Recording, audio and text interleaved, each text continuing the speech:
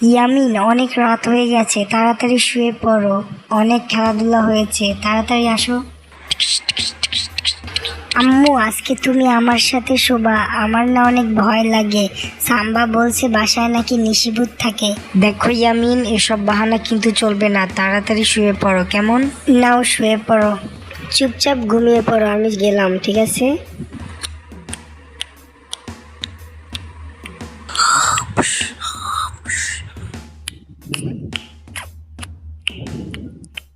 না, এই মরুভূমির মধ্যে হাঁটতে হাঁটতে ক্লান্ত হয়ে গেছি। একটা উট হলে অনেক ভালো হতো। সামনে একটা বাজার আছে, ওখানে মেহেদি নামে একজন ব্যবসায়ী আছে। ওনার কাছ থেকে আমরা কম দামে একটা উট কিনে নিব। চলো, তাড়াতাড়ি যেতে হবে। আপনাদের কি উট লাগবে? একদম কম দামে বিক্রি করব। আপনি বলেন কত টাকা হলে দিতে পারবেন? আমাদের কাছে খুব কম টাকা আছে। আচ্ছা ঠিক আছে, আপনারা মাত্র 5 টাকা এটা নিতে পারবেন। আমি নিয়ে না, অনেক কম দামে বলছে। না হলে পরে আর আমরা নাও পেতে পারি। আর একটু কমায় রাখা যায় না? এত বেশি দাম হলে হয়?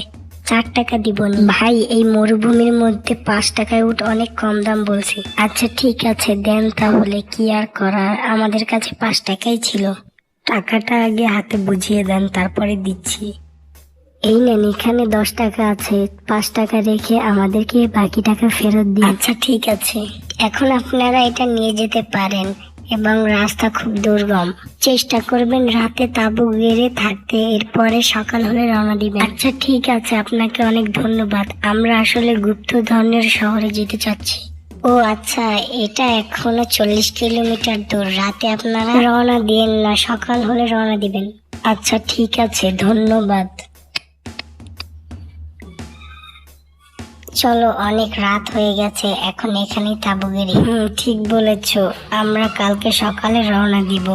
চলো। আরে, ওখানে কি যেন একটা দেখা যাচ্ছে। গুপ্তধন পেয়ে গেছি আমরা। আর কষ্ট করে গুপ্তধনের শহরে যেতে হবে না।